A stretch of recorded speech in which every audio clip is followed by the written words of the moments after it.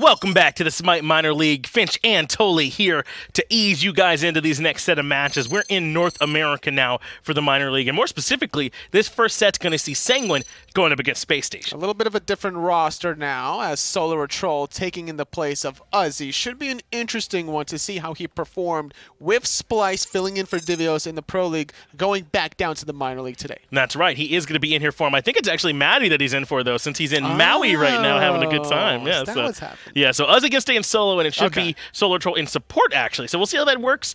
With the way these guys have been playing, maybe he'll play a lot of the same God picks. But either way, let's get those standings up here on the screen and see where everyone shapes up. Spacestation coming off their very first win, actually, last week, as they were able to bring it all together. Against Cryptic it was, so a good look for them there as we're approaching week number 8. If they can keep that momentum going, and for whatever reason, if Armada start to struggle, there could be a switch up in the standings. It certainly could be. Spacestation showing a bit of momentum. The question just, though, is if they can hold on to that momentum without Matty Pocket for them in the support role. He's had some struggles, to be sure, but he's also had some really good games. He can get onto the Bacchus, the Artio, some of those picks he's clearly comfortable on.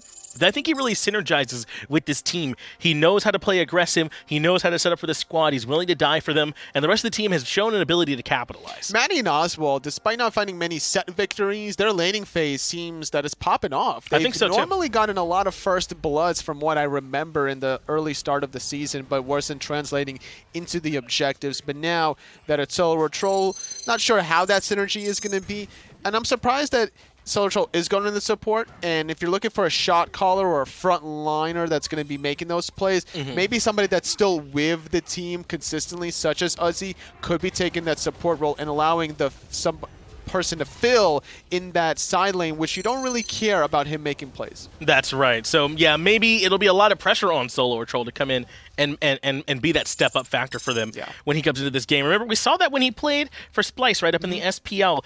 We know that SoloOrTroll is a high-caliber player, but it's so different when it's someone like Divios that you're replacing, who does so much with that team. When he rotates, he makes shot calls, he has unique impact. It's just hard to replace that, and I wonder if he can do the same thing here. And support is one of these unique roles that you don't really want to change too much around. So, if, for example, him in Splice, Aurora stuck to the support role, right? Because he needs to be the shot caller there. And without Matty Pocket shot calling, who's going to be that shot caller? Is it going to be SoloOrTroll? How can he really synergize with the rest of the squad? No, you're exactly right. And in particular, he'll be going up against Ronngyu in that support role for Sanguine, which won't be an easy task. This entire Sanguine squad, I think, has really done a good job kind of transitioning from some of that success they had in the offseason and bringing that here into the actual online phase where they're competing. It's not just Ronngyu either. Panitom and Sheento, for my money, have been a strong combo. I don't know if I loved the way they played last week. I feel like that combo was a little bit off from what we've seen from them before, but I still think that when they do good things, it'll come from that jungle mid synergy. Ronngyu on the support generally tends to play aggressively, allowing Netrioid the freedom to play the Freyas of the world, to get off to a comfortable start and transition into the late game. Panitom making huge impacts on late game for himself on the Kali, and if Spacestation Gaming Gold has done their homework, they need to respect this potential Kali pick. I think so too, and it's not just that matchup. Jarcorrr and Uzzy in the solo lane could potentially be a big one. We saw how important Demi was for them in that last set that we just saw in that back and forth, and we all know, of course, Ninja Demi is one you have to fear. But yeah, I mean, the solo lane matchup is one that could dictate the pace as well. Even in picks and bans, we've seen King Arthur's get let through more and more. How these teams play around him if he does make through is critical. I'm not expecting Arthur to be allowed this time around. Not after secondary ban phase. Sure. Something's in the European water. I don't know what it is. 8th pick King Arthur. Turns out that's pretty good. It's pretty good when you're able to do that, then rotate him over towards the end of the game. Just about anybody can grab some victories there with him. But we should be ready here to get started moving into this very first game here. Sanguine and Spacestation about to get their match started up. And just because Spacestation found their first win, that doesn't mean they're ready to start rocking right away. They don't need to get too far ahead of themselves. Regroup as a team and make sure that you can keep that momentum going. It's going to be a process for sure. You just can't win one set and then expect to win everything else. But the confidence could be started off of the one set individually, as long as they prepare for each team differently and they keep to their core identity, which is the front line, allowing mass to just really pop off. Let's get into those picks and bans then now for game number 1. No reason, I think, though, why this team shouldn't be able to grab a win here. I know they're missing Matty Pocket, but SoloOrTroll is such a strong mechanic. mechanical player. I mean, my man just relentlessly grinds this game. When I look down at at the ranked list, it's like, oh, okay, everybody's having a good time, starting to get into Diamond now, starting to get into Masters, already in Grandmasters. It's where SoloOrTroll is like immediately as soon as he can. So my dude just stays grinding. You know that he's a talented player and he's ready to come in and help Spacestation get another W. But it's going to be different now that he's in the support position, if that's where he ends up going. Right. So we'll see how Spacestation Gaming Gold start off the game number one, because getting off a good lead in the solo lane is nice, considering you can invade blue buffs, take away bad cams, allow your team to thrive off of the Totem of Coups. But Uzzy has not been making the impact that we've been kind of expecting in the minor league thus far. I agree. It hasn't been, particularly impressive, though, to be fair. There's some good solo laners down here with him, so it's not the easiest task right now. Remember, Baskin is one of those other solo laners that he makes everyone struggles at some time, so we'll see if we can get quite that value that we know that Uzzy can provide. So far, these picks and bans, though, fairly standard. Achilles, Xbalanque, Arthur, Merlin, all taken off the table. That means the likes of Freya still out there. Bellona, one you can nab up. Like you said, Fafnir, we were talking about that last set, has also become a highly valued pick. Freya, despite receiving some nerfs, still a good idea for Netrioid, having great success up against Armada last week, now up against Spacestation Gaming Gold. As long as he gets off to an early start, doesn't struggle in that early phase, he'll have a great mid to late game. Artio comes through. Now, if they do the 2v2 over in the long lane, which I don't know how much we should be calling dual lane anymore with the way things have been different, then that's a ton of pressure, especially if it is Ullr that they put over there. Not necessarily guaranteed where that's going to go, though I think Oswaald does like to play it. That's a ton of pressure. Artio and Ullr, they're clearing the wave and they're coming for you immediately. Well, depending on who's going to be in that mid lane, if it's Chapo or Amuel, that Ullr could also be for Chapo. He knows that he loves to play aggressive, and if he has that early game advantage, he'll just pop off. He certainly could at any moment, as it is going to be the Najah and the Jormungandr that round out as two very strong picks. That's very likely between the Najah and the Jormungandr, the support and the solo laner respectively, though Najah could potentially go into the jungle if he needs, so there is still some flex here. That's just most likely where those guys are headed. Yeah, I'm not too sure where either of those two picks are going, but I'm pretty sure that Serqet is going into the jungle. Yes. If it is Mask playing that, it's something that he really prefers heavily. And it's something that gives him the opportunity, I think, to make some shot calls for this team as well. Between him and Chapo, that's something I think they're still working through, exactly who they want to be, that leading voice, the one that's making those big play calls. But when Spacestation are all following the call, they look really good. They just got to make sure they iron out exactly which one they're following and do it concisely. It has to be clean. Similar to how Spacestation Gaming in the SPL are having issues with the objective calls, as is their minor league team. But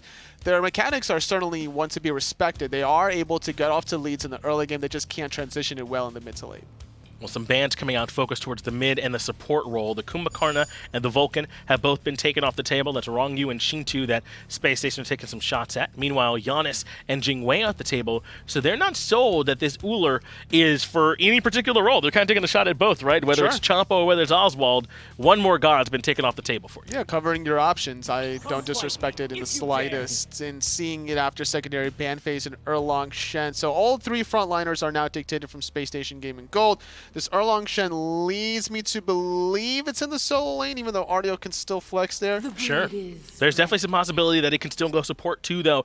This is very up in the air, I would say, is what Spacestation have done so far with this draft. I mean, even Serqet could still go support at this point if they want to put Erlang jungle. So they still have plenty of options available as they round out the draft on the side of Sanguine with an Arachne and with a Chronos. So now they're doing the double basic attackers, but they're both magical. They don't have a hunter as a part of that composition. That's true. Their physical damage dealers is this double assassin of Najah, Arachne. So if the early game doesn't get off to a great start to abuse that, it's going to be problematic in the later portion where physical defense is going to go a long way against those assassins. You're right. They're trying to hand the baton, the Arachne and the Najah, to the Freya Chronos late. If they can't complete that, they could be in some trouble. Merguardian Male and Witch Player is going to completely destroy Sanguine's draft, by the way. Anti-attack speed should be the way to go. Agni having to be the last pick leads me to believe that Oswaald will be playing the Ullr. I think so too, as this full-on mage comes through. So Spacestation's draft is completed. So is Sanguine's. Game number 1 now in the cards. Let's get ready to get into the action. Who's going to be the team that comes away with the win? We'll get over to the casters to find out. Sanguine Esports and the Spacestation Gaming Gold. Those are the two teams we're going to be seeing go head-to-head. It's Sheento versus Amuel, and it's Tom versus Aggro, and Doug on the observation. Ooh, no mask today for Spacestation Gold, so no mask or Matty Pockets. So. elchapo. It's 1-0. You remember the elchapo days? I do. He actually yelled at me because I had him in my phone as elchapo, and he was like, "Come on, man, it's elchapo."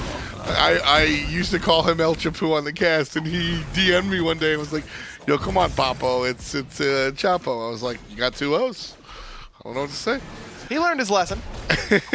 He's back with the 1-0. Well, Spacestation Gold actually with the 1 dub. They wind up taking a set for the first time this season. Last week, elchapo could be in trouble here as his team tries to defend Uzzy's blue.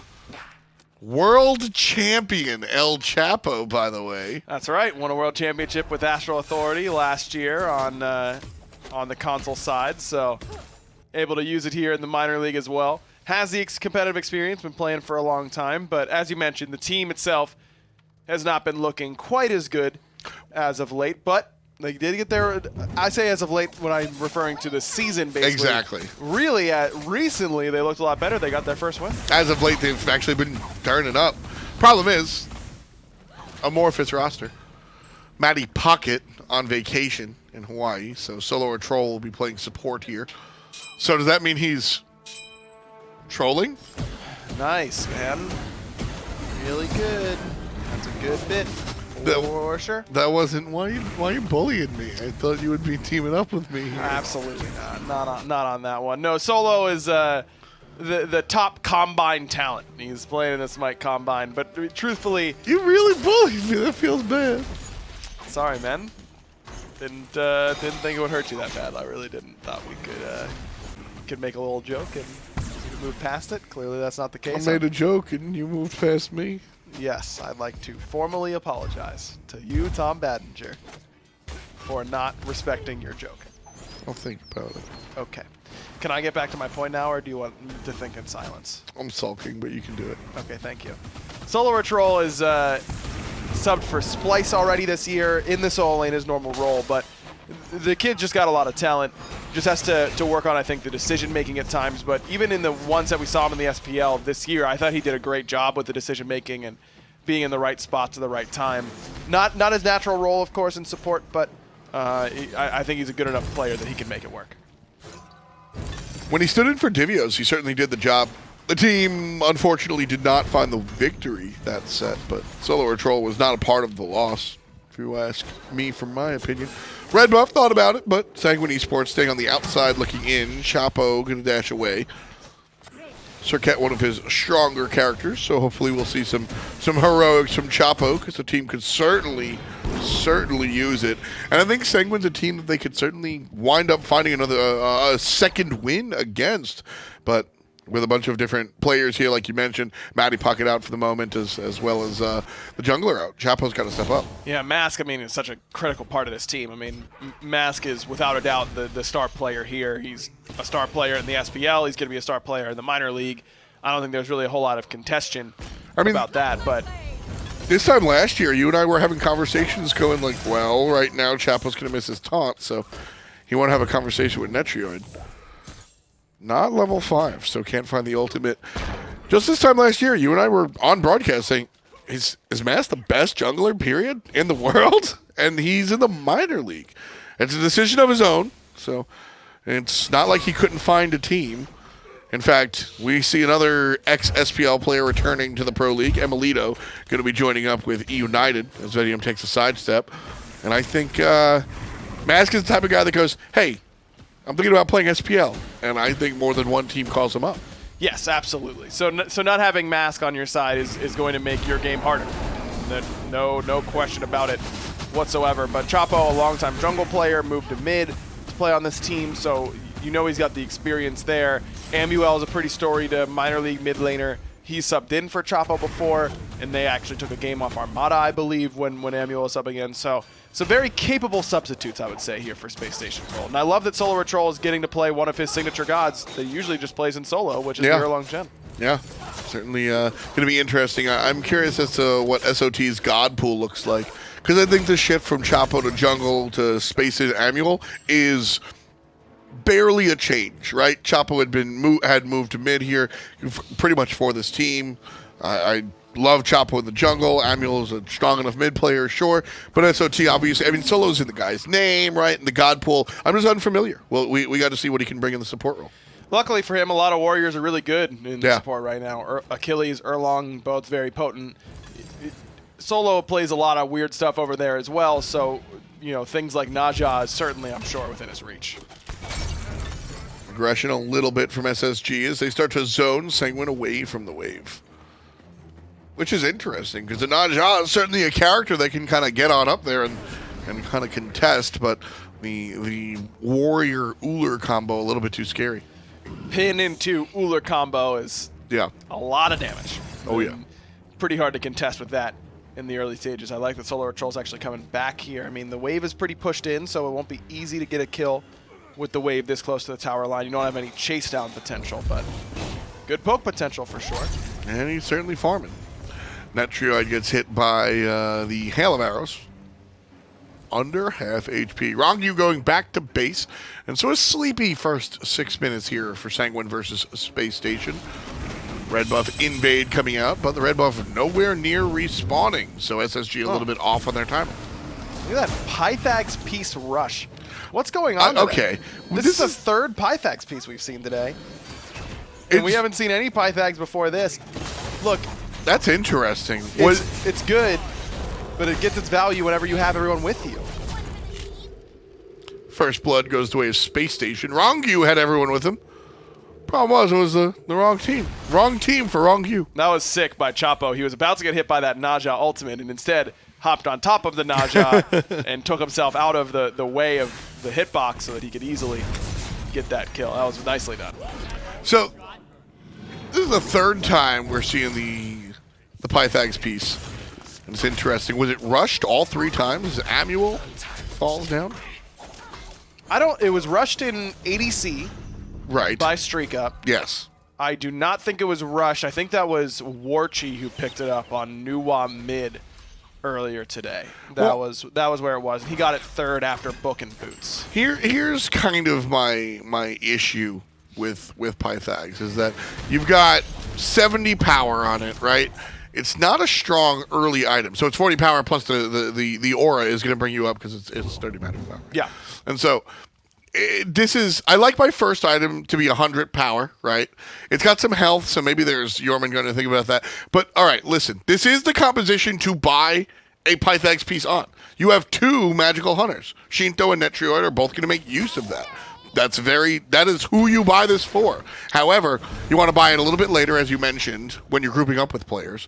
And the stats are just not as strong as literally any other option for the early game. So I like the item, but I dislike the nuance with which it is purchased here and some of the other times today. Yeah, I mean, the thought process probably that Jarcorrr can't really get away with this in the mid game. He's going to need to get a lot of HP and a lot of protection and all this kind of stuff. But he can get away with it now against an Artio who's not really going to pressure him that much. Sure. So this is just the only slot that you can kind of put it in. I don't know how valuable it is on Jarcorrr, who's going to be diving the backline most likely alone. It's a better item on Sheento or Netrioid, I think. Right there, Ronngyu is going to look for one, and it's Chapo landing down, and the damage after the follow-up, not good enough, but it is on the other side. Space Station Gaming Gold goes exactly for it. And the last hit taken by SoloOrTroll, so the warrior support, both getting last hits on the 2 kills. Great reaction time by Ronngyu to use that ultimate in response to Chapo's blink, but just better job of Space Station Gold reacting and helping out their jungler as he escaped. 25% already done to the Gold Fury as SSG trying to look at it. Now a quarter left to go. Netrioid's here, goes to the sky, but the Gold Fury already taken down, and 20 shy of 10 minutes. We've got a little bit of a lead starting here for SSG. About 1,500, give or take. Yeah, SoloOrTroll is literally just playing jungle 2 at this point. I mean, he's building the Blackthorn Hammer. There's a great option for your support warriors and assassins because it's power, it's health, it's cheap. You can get it pretty easily. You don't lose out on too much power. You can still end up fighting pretty easily as well. Chapo getting engaged on here as, again, he starts the engagement. This time his team answers back. Panitom goes down to SoloOrTroll again. And this is one of the big things when we talk about playing SMITE and, you know, maybe MOBAs in general, but the idea that you start with a scenario, but you're going to keep drawing cards, for lack of a better analogy. And if you have 3 of your team kills, and sure, you might have support on your player card, and the admins might call you a support, but buy a Blackthorns and keep killing people. There's no reason that you need to go, well, I've got this huge lead, I might as well buy a Sovereignty and sit on my hands. You shouldn't start every game like this, but if you're going to get a 2-kill lead, yeah, dude, your team says keep going for it. But eventually, you do need to transition into that support mentality at some point. And that's where he's going next, with which is probably going to be a Sovereignty. Not exactly what you're always looking for when you see 3 magical damage dealers on the other side, but a lot of the early aggression is going to be coming from the physical damage dealers, which is the Arachne and this Naja. So I don't mind a Sovereignty here for SoloOrTroll. You're just going to need to stack magical defense very quickly after the fact. Honestly, Sovereignty isn't even my favorite look. I want to see magical defense. I need a Witchblade in this game, if not from Erlang, Shen, from Uzzy. Maybe even from Chapo, but definitely on somebody. A Witchblade. There are 3 basic attackers on the squad. Good blink from Uzzy. Everyone was looking to the left, and Uzzy blinks in from the right and kind of catches him off guard. Sheento has to use a Purification Beads. Blink for beads, we take those wins. It's a smaller cooldown for blink. They're just worth less as a relic because beads gets you out of all the Serqet, Erlang, Shen, Agni, Ullr nonsense. They all have great CC. It's also kind of the approach, right? Blink, you can use it defensively, but especially with the combat rule, etc. Kind of funny. At this point, both players have to know, right? Yes, yeah, you know at that point. I mean, if they're sitting there, and maybe he heard Chapo or saw him around the corner, because no ward there for Ronngyu, but you have to be those are the instances where you're hyper aware of where someone could be because you just got blinked on from that exact same area and you don't have vision there. So you have to be very, very wary of that. Jarcorrr going to get his ultimate forced out. And that's pretty much what you're fighting for. Chapo actually taking a ton of damage here. You're really just fighting to force that ultimate out. You know you're not going to be able to get Jarcorrr with that ult up. It is one of the better it's one of the better escapes in the game. Might just be the best outside of Through Time and Space. As far as just like, I need an oh no button and get out. Time and Space is probably number 1. It's really good. Yeah, but just because Oswaald gets other players out at the same time, it's a little bit better, I think. But even if it didn't, I think strong positioning makes sense. Because you can move during it is the big thing. You're static during that Jormungandr charge up. You're going through walls. Yeah, Jormungandr's probably number 2. Through Time and Space, number 1, I'd say. You've been playing a lot of Paladins recently? Ronngyu certainly not going to play any shooters with that accuracy. The last hit trying to be found, but will not. Here comes Uzzy to keep Panitom off the low health assassin. And both Chapo and Ronngyu will get on out of there. Panitom, different story though, surrounded and pounded. SoloOrTroll finds kill number 4 for both him and his team. And the Hunter duel is good. Netrioid takes to the skies and buries Oswaald for the Sanguine kill number 2. Did Oswaald take a tower shot there? I mean, what happened in order for him to end up losing that trade on the tower line? Bit rough for him. Chapo also holding on to that ultimate, being really, really patient with it. Maybe should have just used it on Ronngyu. I understand you don't want to make yourself stationary and you don't want to overcommit to a kill that you think you have in the bag. Sure. But with the shell from Ronngyu, the extra movement speed, just a little bit too much. Chapo ends up walking away from a fight with last breath up and a support that walking away who was down to a sliver of HP. Elchapo now looking into some defense. We see, oh, there's the Relic Dagger. I like Relic Dagger. Relic Dagger will allow Chapo to be a little bit more aggressive, more options on his blink. Yeah, this is a under purchase item. I know Chapo loves it. I love it. He buys it all the time on his stream. 300 health, 10% CDR, 10% movement speed. It's got really good stats across the board. No power, as you notice, no penetration, anything like that, but gives him some extra life, basically. Not just with the stats of 10% CDR and that extra health, but the movement speed and the fact that your blink and beats are on a 30-second slower timer, or quicker timer rather. It also is really hard to factor in that math when you're up against the Relic Dagger. It's like, well, it's normally 160, but oh, don't forget I have to take that 30 seconds off. I think people forget that all the time, and for that reason alone, you might be able to turn a fight because they assume your beads are down when they're actually ready. It's one of those things where you can know it's there, and you will just make the mistake. You talk about the best players in the world, and it's almost muscle memory. It's conditioned. You say beads at 2 minutes, beads at 7 minutes, and that's part of your muscle memory. The Relic Dagger will mess you up. And anytime, that's the biggest differential between these teams. We say it all the time. In the minor league, maybe skill a little bit more so, but Ronngyu lined up and just cut down nice and easily as Spacestation Gaming started another team fight. Netrioid forced into the ultimate and will have a landing party. That said, Sheento is coming around the right-hand side as well. Panitom here, jumping over the wall as Chapo gets Netrioid. Panitom is next, but a good ultimate gets the Spider out of there. Sheento, on the other hand, well, that rewind fast-forwarded him all the way to the death column. Jarcorrr takes care of Amuel. And it's a 3-for-1 as Jarcorrr has to get out of here. Yeah, no one stays behind and helps out Amuel, but at least the rest of the team's doing good work without him. Great dive. I mean, Chapo finds an easy pick onto Ronngyu right off the bat. This is an impressive performance so far from Spacestation Gold. It may seem like, oh, it's Sanguine, they aren't the top card, but Sanguine's the team who just gave Armada their first set loss last week.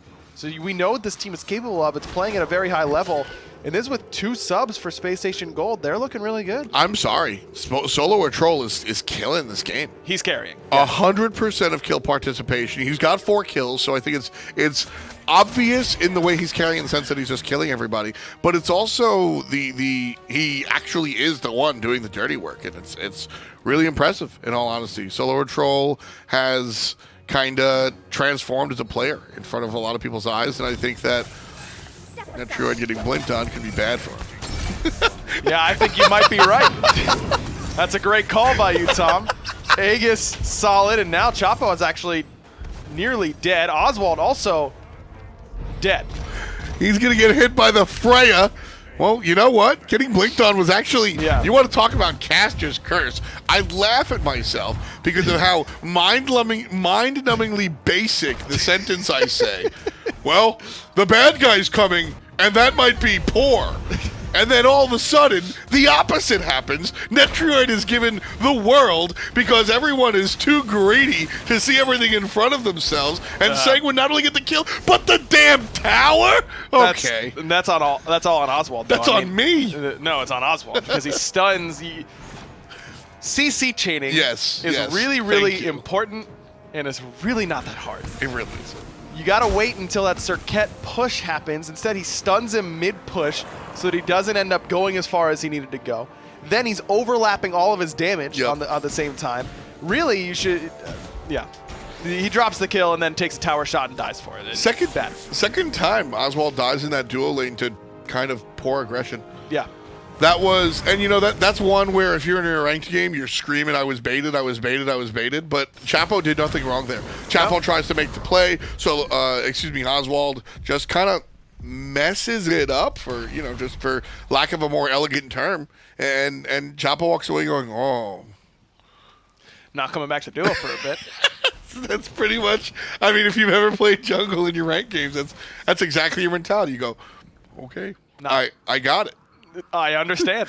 That's the fun of ranked and what makes it so drastically different, which is why I'm such a champion for solo queue. In that understanding your teammates and your opposition, the skill level, is important. That is the most Tom take on ranked. I love it. You have to understand the mentality of your teammates and where they're coming. What they've been through as a person will really shape the way you'll get your TP.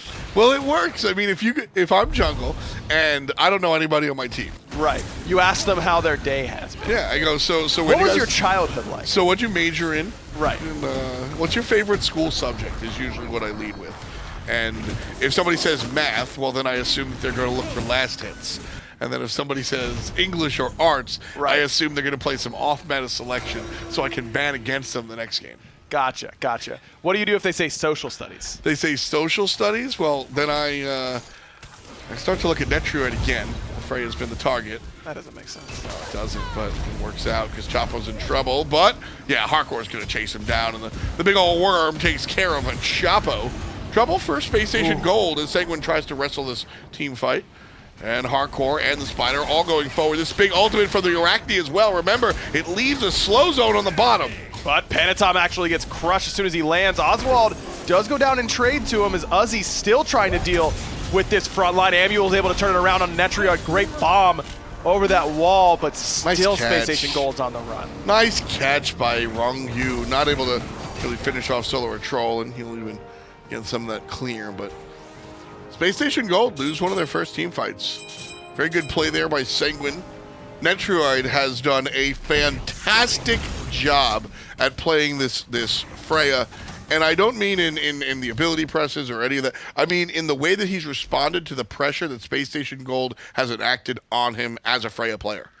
And that's because how much he loves social studies. He understands the history of what teams like to do. Well, it's because as a social studies aficionado, what he does is he understands how people's previous actions will repeat again and again. That's right. And so early on in the game, Sanguine actually made the gank on the left side, and he said, okay, I've been established as the bourgeoisie and the proletariat are going to try and take me down time and time again. They know that I will ascend to my inevitable greatness if they don't try to keep me out of the game. So he's responded time and time again. Every time SSGG tried to kill the Freya, he responds by backing off and letting his bodyguards do the hard work like a real bourgeoisie should. He understands the situation between the rich and the poor, and he will be a hard carry in the late game with all of the gold to spend. Man, I really know how to tee you up, don't I? Just put you in a nonsense situation with some sort of weird background and just let the kid fly. Hey, man. That's how I graduated high school. Fight on the left-hand side as Sanguine try to punish Spacestation one more time. Here they come. Oswaald going back to the slums. Netrioid on top, shoving him underneath. Amuel and the rest of Spacestation on the run, but Jarcorrr shows no signs of stopping until he turns around. And shows signs of stopping. Sanguine, no reason to keep fighting. They already got their pick and can now bait Spacestation Gold into a much worse fight now in the jungle. Gold Fury, 33% left, and this is going to be confirmed by Sanguine. The fight after the fact is something that Spacestation are rooting for, but Uzzy's a little deep. Now Jarcorrr uses his third jump, and everybody will ignore him. So another win for SSG. That'll tie the game. Spacestation Gold previously had control of it. But oh, how the proletariat fails. Sanguine now with a massive experience lead, and that's a big deal still at this point in the game. It's starting to become less of a big deal, though. I mean, level 20s starting to happen. Sheento has been a farm machine so far this game. Amuel has been behind in farm basically all game long. And Sheento has been playing very well so far on the Chronos. I mean, no kills to his name quite yet, but a couple of assists, a couple clutch rewinds for him as well that have really helped him out. He's actually gone with a Breastplate of Valor to make sure that he doesn't get insta-killed by Chapo and SoloOrTroll and Oswaald. It's a heavy CC comp. I do wonder if Spirit Robe is just the better protection item for him. Okay. Gives you all prots, so it's helping you a little bit against Amuel and Uzzy. I agree, actually. The passive is phenomenal up against Chapo's Serqet. It actually does mitigate some of that true damage, but at the end of the day, it's fine. You get less cooldown reduction. Interestingly enough, I think Chronos is one of the few mages that don't really need all that. Yeah, I agree. 10% probably would have done the job for him. By the way, Ronngyu died. Jarcorrr trying to do what he can. Oswaald is going to avoid most of the damage, but still walk up and jump into the rest of the team. What is he, Daredevil? Open your eyes, my guy. Oh my goodness. Netrioid see over the worm. I'm serious. I don't think he could see past how giant Jormungandr is, and I think he just jumped in thinking that he went to safety, and the whole crew was there. I mean, I have to give him benefit of the doubt because that was so he looked like his brain was asleep. That was not the right play. But, I mean, it was so backwards that, yeah, maybe he could. I'm not even kidding. Maybe he couldn't see past the Jormungandr. Makes sense to me. It's the only Netrioid thing he has does. to use the ultimate SoloOrTroll. Doesn't want to give it up quite yet. Now he's going to turn and help out on the Panitom. Amuel does end up getting that kill, but Netrioid cleans up both for the Deicide. Sanguine now have their option of the Fire Giant. You know, if SoloOrTroll doesn't go and help out there, I think Panitom lives. Because Arachne has that heal and the turnaround capability. Definitely. Again, another, like, sure, it honestly amounts to nothing. But just another real big kind of heads-up play from SoloOrTroll. His brain's awake. As the world champion Scream once said, brain down. Chapo in trouble. Has to dash away. Enhanced Fire Giant, actually, goes to Sanguine. And they'll get the big objective here. They're about 6K in the lead with a baker's dozen worth of kills. The experience difference, like you said, matters pretty much for the last moment here. But I think the biggest part of that lead was on mid and Freya, and both of their opposition is at level 20 as well. Yeah, man, this game was going so well for Spacestation Gold, and then all of a sudden it kind of turns on its head, and I got to throw it back to that gank on the duo lane where Oswaald messes up the CC chain, Netrioid turns that, they kill him, and all of a sudden, Sanguine, I feel like, got a lot of momentum off of that. Listen, we were having a lot of fun, but I actually was doing real analysis with my bit there. Wait, you really think Netrioid's part of the bourgeoisie? As a Freya that will start kind of with the silver spoon and be stronger than you later on because of all the gold that she amassed throughout the game, yes, I was. And the idea from SSG is to kind of, you know, kill her a lot so she can't amass the gold and become one of these, you know, like Cersei Lannister type figures. Instead, she's doing it. And you know, the non-joke real part of it is that, like, they tried to keep Freya down, and it didn't work. She's 7-2-3 now, and she's punishing them for paying attention to her and not successfully executing the kills. Tier 2 tower on the left, instantly gone as Ronngyu going to take someone to the sky. I believe that was Amuel. Beads weren't used until he already hit the ground, and he's dead to Jarcorrr. Jarcorrr is going to look for the ult one more time now and kind of take out the back line. Misses both jumps. Third one available, and that will just be to safety. The Phoenix could be the target, and will be, but not a lot of damage until everybody focuses on it. It's the Arachne and the Chronos that's really going to take care of it. Freya's not going to do much there, and so the left side Phoenix crumbles as soon as Sanguine all focus it. And this is where the Pythags piece feels insanely strong. Yes. You're getting so much value out of this item now. You're all grouped up, you're all getting that extra power, extra lifesteal, feels great. And that's and again, this is the composition for it. Sheento on an auto attacker, Panitom on a basic attacker, Netrioid on a basic attacker, all of which will use the lifesteal and the power. It's a great look. In onto a couple, Uzzy doing great damage on the back line, but Nice Chapo catch! gets his deathbane interrupted by Ronngyu. Netrioid reaps the benefits as the typical bourgeoisie. Great taunt coming from SoloOrTroll. That's enough to bring down at least one. But I think it's too little too late. Sheento takes care of Uzzy. Oswaald, from a distance, finishes up the double kill. And a very important one that was. You like that little turnaround from Sheento? Yeah, pretty good. Just the accuracy on it was hot. Yeah. I like that. Just the turnaround 180 time rift just to the wall. It's because you're trusting you hit that stun. Are you you're a mid laner? Do you like Chronos? No, I've never really liked Chronos. You're a traditional magist. Yep. Give me the Agnis and the Ras and the Poseidons and the Yeah. Zeus. I really like Chronos. I think what's fun about Chronos is oh no, he could get the kill. SoloOrTroll a little bit too tanky. And Amuel gonna go down. SoloOrTroll stuck around and he's dead now too. I like the different modes that Chronos has. You can just be a mage and focus on your 3 and your 1s and kind of be like bad Hebo without an ult, right? Because your time rift. That sounds awesome. Well, your time rift starts to really chunk, and It you does. know it. You know it. It does a lot of damage. You can play just mage Chronos, but then you can also like, let's go. And that doesn't sound familiar. well, he sounds more like Let's go. That is by far your best God impression, by the way. Thank you. I don't know if that's a compliment. That's not nice.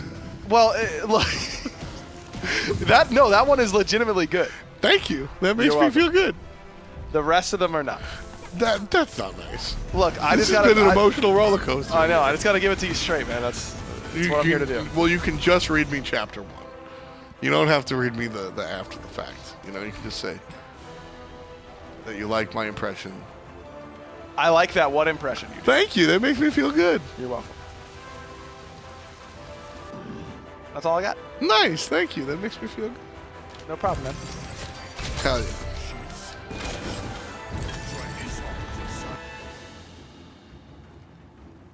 I'm looking at builds here. Nothing too out of the ordinary. Checked them all out. Everything's kosher. Honestly, pretty much. We see the Jormungandr. He's going to go heavy tank, but that Gem of Isolation has been pretty powerful. And the first item, Pythagoras piece, we discussed it. Pythagoras piece is strong. Whether it's strong on a character that's going to be in a different place than your basic attacker is a different story.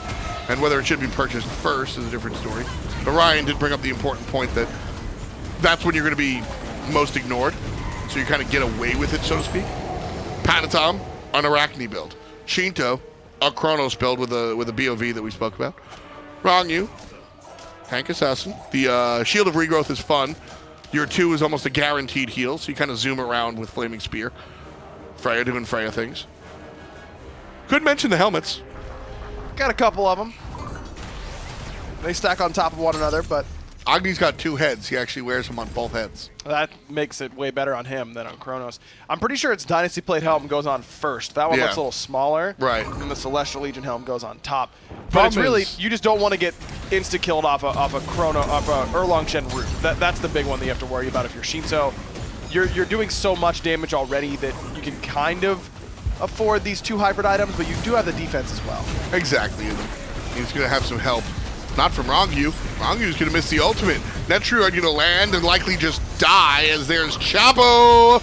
And the ultimate might be good enough, even it will be with a little bit of help from his friends. Chapo gets a kill. SoloOrTroll gets a kill. So it's a 2-for-1 as Amuel, the only one on SSGG going down for the count. Hardcore, 1 hit away, and Uzzy finds the root, but he doesn't even see the character. No, he couldn't get there. Just didn't have the cooldowns, I don't think, in order to finish him off. That one is going to really hurt. It's always the tanks, the soul laners who get away with 1 HP who hurt the worst because they've got that teleport. Jarcorrr can be back in just an instant. A failed push attempt, though. In Sanguine, they fail on the left, they fail on the right, and that is with the enhanced Fire Giant. Yeah. They'll likely have 1 more push attempt, maybe 2 if they hustle. But I think with 23 seconds on 2 of their players, Sanguine only have 1 more push attempt with that Fire Giant intact. And of course, it will only be on 3 players. That said, as long as Sheento has it, I think you're good. Sheento's your main tower pusher, without a doubt, but Netrioid just needs to be careful. Even with the double helmet, Yeah. he gets poked out really, really early, has to use that ultimate purely for defense, and then he's just dead anyways because Chapo was very patient with his ultimate. What's he buying here? Trading out the 5-stack helmet. Looking for a different purchase. A Void Stone. So he must have taken too much damage from Amuel, most likely. I think Amuel was doing a ton of damage, so a Void Stone will come out. As defensive as Netrioid wants to go, while still staying relatively offensive. The helmet was also a hybrid item, so hybrid for hybrid theoretically kind of works the same equation. All in all, kind of like the builds, though. Bless you. Thank you. No problem. I don't know about the Void Stone, though. I mean, I feel like you should just be accepting you're going to be taking damage and get the rod. I agree. I think just raw damage on Freya. I'm a big fan of raw damage on all mages. Glass Cannon, go do your thing. The best form of defense is killing them, right? But I understand 1 or 2. I understand 1 defensive item. Netrioid getting jumped on and will immediately go to the ultimate.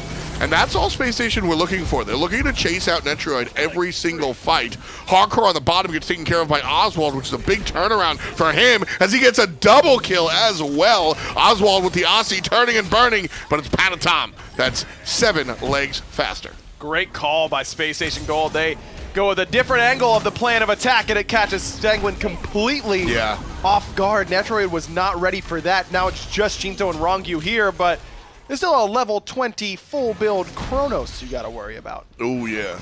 Yeah, these fights kind of get real Revolutionary War, where it's just like, all right, we'll fight you. That was sick. That was really nice over the wall. Sheento now in finally some trouble.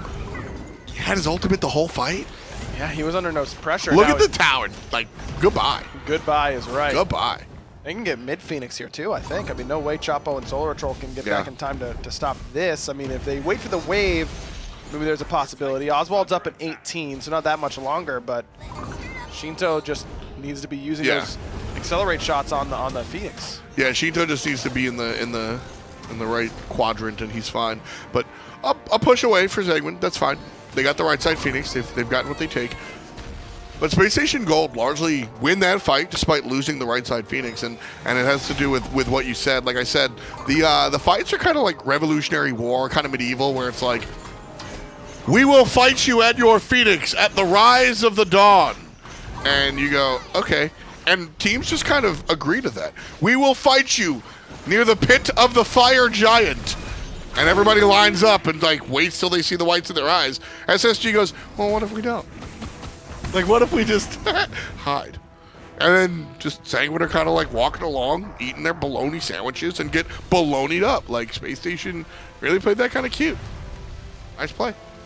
I don't think I've had bologna in 10 years. Dude, I had bologna the other day. Okay, I had bologna the other day, and it immediately, they say like taste and smell bring you back. Yeah. I was in my middle school untrue. Kind of want some bologna.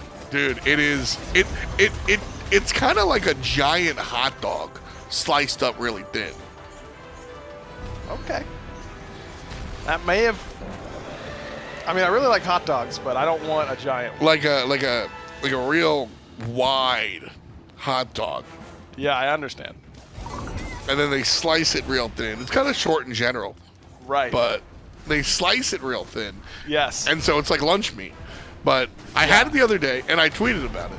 It's just a giant hot dog that they cut up. Okay. I still want it. You want to get bologna sandwiches after this? Where? We'll have to buy some bologna. I guess so.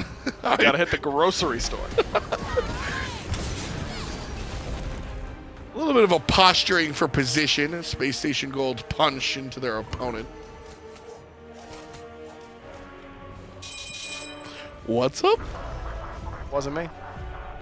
You're the only one here with a microphone. I didn't say anything.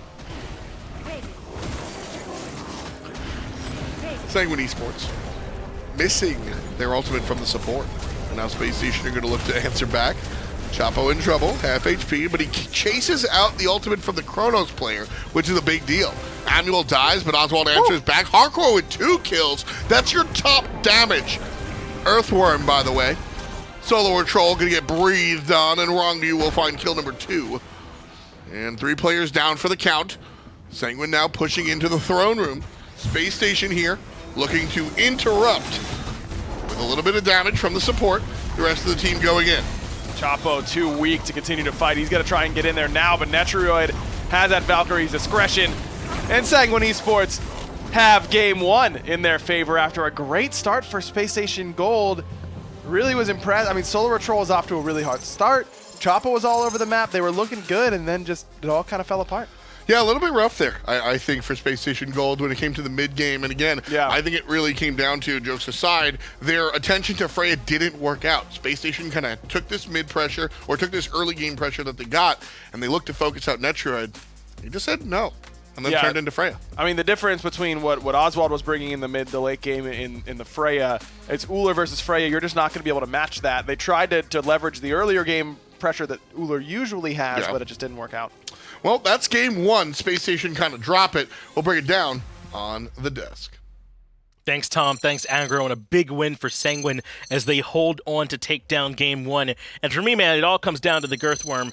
Jarcorrr, man, on this Jormungandr really made some big plays for them, especially once they started getting into the late game. Top player damage, over 35,000 player Absurd. damage, going 6, 2, and 12. Going utility style with the Gem of Isolation, making it work, but he was like the hard carry of that. It's funny because Netrioid actually picks up the Void Stone, not to enable his own damage, but to reduce the magical protection to allow Jarcorrr even additional. That's right, to try and set up for the rest of his squad. Now, of course, Jarcorrr didn't do it alone. I think he got a ton of support from Netrioid on that Freya towards the end of the game. But what went wrong for Spacestation that you saw there, totally? Because they had a great start. In fact, SoloOrTroll, SOT stepped in and started this game off hot. I think it was like 4-0-2 to get the game going. Yeah, this Erlang support worked out well, something that he's been playing before in the solo lane, so it's not too uncommon for him to play these aggressive gods and make plays with it, but what was difficult for Spacestation as a whole in a unit was once team fights rolled around. With how aggressive Spacestation was, their backline suffered. Amuel going 2-8,